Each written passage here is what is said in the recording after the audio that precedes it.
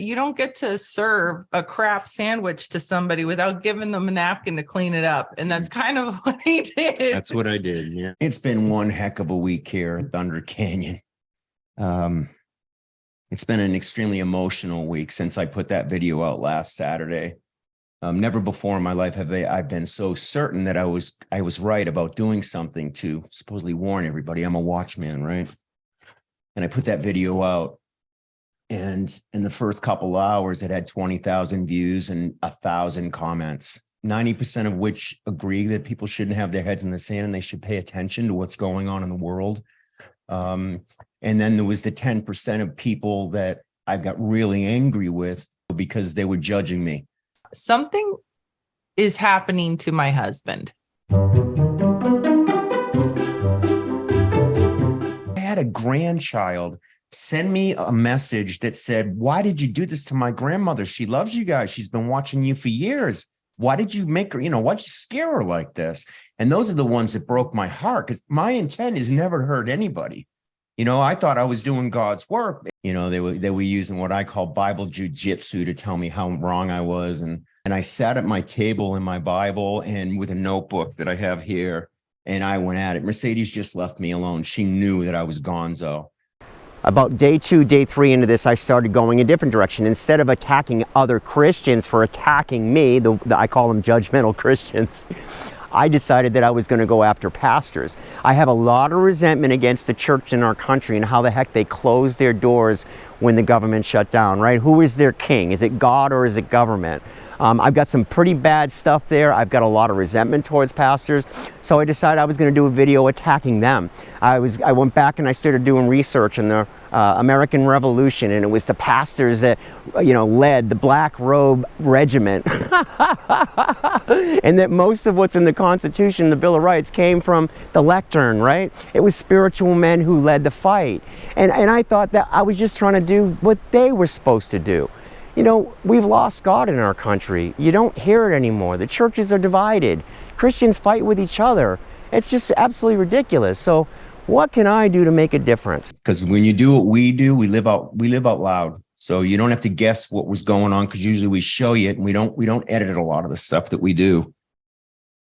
So this went on for about 5 days, and every day I was going to do a response video to tell these people, you don't know what God's will is for me better than I do. And it got to a point where I was just about burnt out, and I was praying for help because I was certain I was right. And I found this. I remember this guy that come to Thunder Canyon about 6 months ago. His name is Wayne, and Wayne was shiny to me. He loved God. Some of the people that I absolutely love that come to Thunder Canyon, the people that just love God and they're not afraid to say it. Rhonda loves God. A lot of the people that visit here love God. And so I made this call to Wayne, and he took my call, and he had seen the video, and right out of the bat, he told me I needed to be more soft, loving, and gentle, not only with the audience, but especially with my wife. And I heard him say that, and kind of the drape kind of fell down, and I started to see, wow, I might have been really wrong on this. Just like that, my whole perception switched, right? I started to realize how wrong I was, that it's not my job to scare people like that. That night after I talked to Wayne, I fell asleep with Sage, and it's the first night in a couple of years that I've fallen asleep without having some news in my ear as I fall asleep. And that was Wayne suggested I don't do that. I just get away from the negativity for a while. Now, we've gotten hundreds of emails of people with their opinions. We've gotten 2,500 comments on the video. But what this gentleman's name is Jim. Jim felt it important that he write me a letter rather than leave the comment. So I emailed him for his phone number, and I called this guy up, and I don't know how well you guys know, but I'm a recovering alcoholic, and I could never hear about recovery except from somebody who experienced this before. And it was somebody who had recovered from alcoholism that helped teach me how to do that. Well, this guy had a heart like mine in his 40s and 50s. He'd spent nights in jail because he would go to abortion centers and try to shut them down. So he understood the warrior's heart and trying to make a difference. But in his age, now he's high 70s, low 80s. He has a different way and he understands. And I don't think I could have got one from one place to the other place without going through the absolute miserable pain that I've gone through, that I've put my wife through over the past week. Here's what I can say from my perspective is that something is happening to my husband. We've been together, 14 years now? Sorry. And the priorities that he has evolved. Like he's always loved God, but he was not this God as much when we first met as he is now. And I think there's something to be said. I think it's a phase of life that I don't have experience with from where I'm at in my perspective. But it's like he thinks about God more than he thinks about his next meal. It's like the things of this world that we're told are really important are more secondary to him. And so it's weird because I'm still in, I guess, what you would call the growth phase, you know? I've heard it referred to as the morning or the afternoon of your life. You know, there's something that happens at noon where the priority shifts. And I'm more in the, morning, and he's more in the not the evening. He's more in the afternoon. But the point being that his priorities are different, and all the stuff that, the world says is important, and so sometimes it feels like we're talking different languages because I'm looking at the world from a completely different perspective. But I can appreciate that he's coming from some wisdom and from some experience. I can really, really, really appreciate that.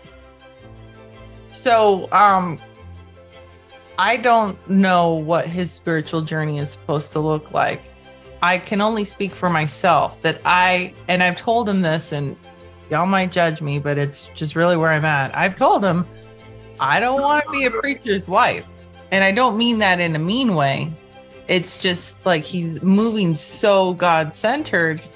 It's my belief that if you're going to be a preacher's wife or a PK or whatever, you better be perfect. And we don't.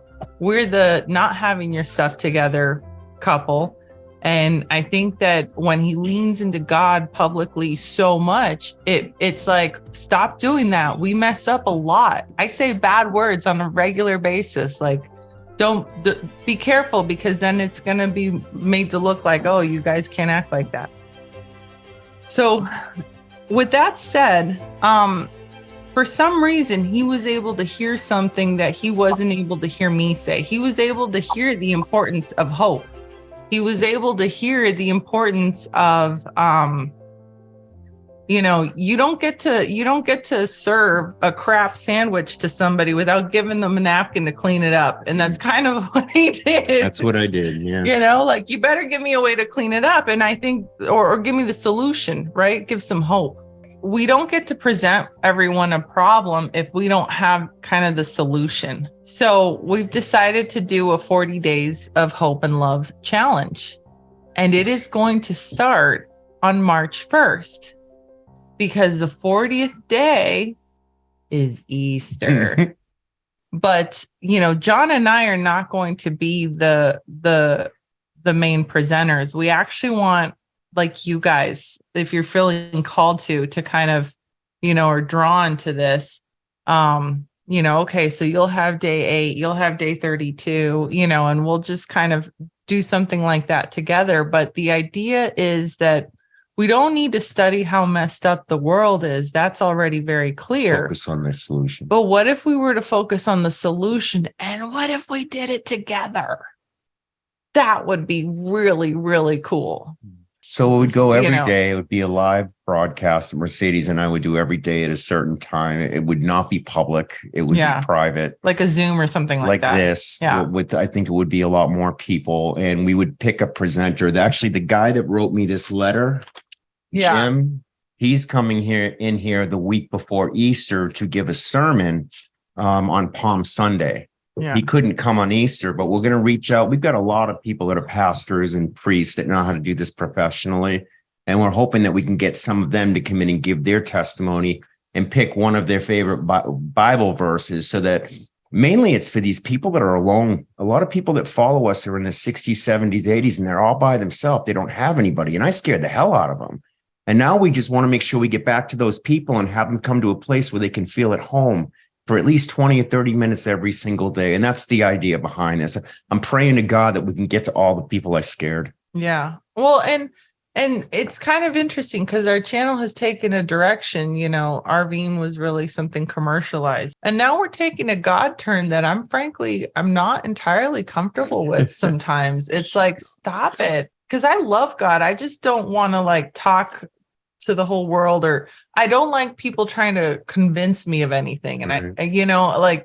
I like people sharing their scars and battle wounds. So then I share mine, but not somebody talking to me from a hilltop. Yeah, no, I get it. And I'm in a place where I want to give the whole thing to God because I'm tired. I'm tired of doing all this craziness. Just give it to him and let it go where it needs to go. If it dies, it dies. If it goes good, then we can help some people. Yeah. So we're still navigating, just Frank, to be very vulnerable and honest with you guys behind the scenes. He wants to make it like, the God channel. And I'm like, stop that, so we'll figure it out. But we also, this is something Mercedes, Mark, and I have been working on, is a T-shirt for the RV Odd Squad. But check this out, okay? Can you find it? Yeah, but have an open mind. Have an open mind. So I said I don't really want this to turn into the God channel, right? And then check out the shirts though that we're looking at.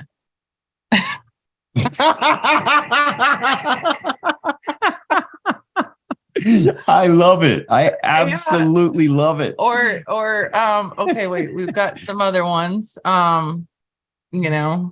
got some different designs kind of going on. So they were thinking about a T-shirt run running up until Easter, and we're gonna have a huge Easter party here at Thunder Canyon. So you guys, if you want to be here for Easter, book now. Yeah, because once we go public with this campground will probably sell out for that week. And the fact that we've got Pastor Jim coming in on Palm Sunday the week before, we're hoping to fill it for a couple weeks. Yeah. Well, and then I do want to do a T-shirt run for those of you guys that are like me that don't want to be too gaudy. We can do freedom, independence, and adventure. That's old school. Yeah. But yeah, we're going to bring back our old school shirts from like a couple years ago, but we're kind of playing with something that's more, get it? Because we're the RV Odd Squad, but now it's kind of changing what it's become, because we never would have imagined when we set out 4 years ago, sold everything, went RVing to save our marriage and start a YouTube channel. We had no idea what God was going to bring us. Yet every day we prayed for guidance, direction, the right people in our lives at the right time for his will to be done.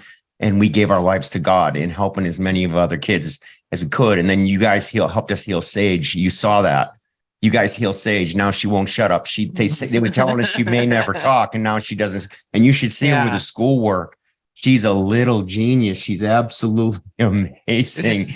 And so I owe everything to God. I think one of the biggest things I struggle with now is I'm not worthy of this. Sometimes I'm like, I'm not, what'd you pick me for? You know, why'd she pick me? What's wrong with you? I don't know. I ask myself that on a regular basis. I don't know. So our neighbor just called us. I guess we just had a brand new baby calf. So we're gonna brush up and take a look at it. You ready to go see the baby, Sage? Yeah. All right.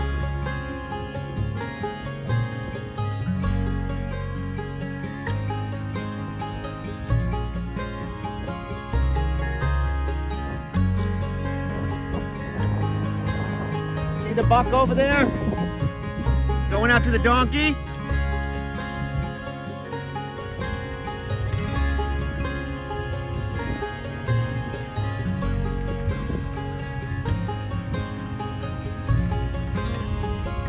I'm not gonna hurt you, Mama. Whoop, whoop.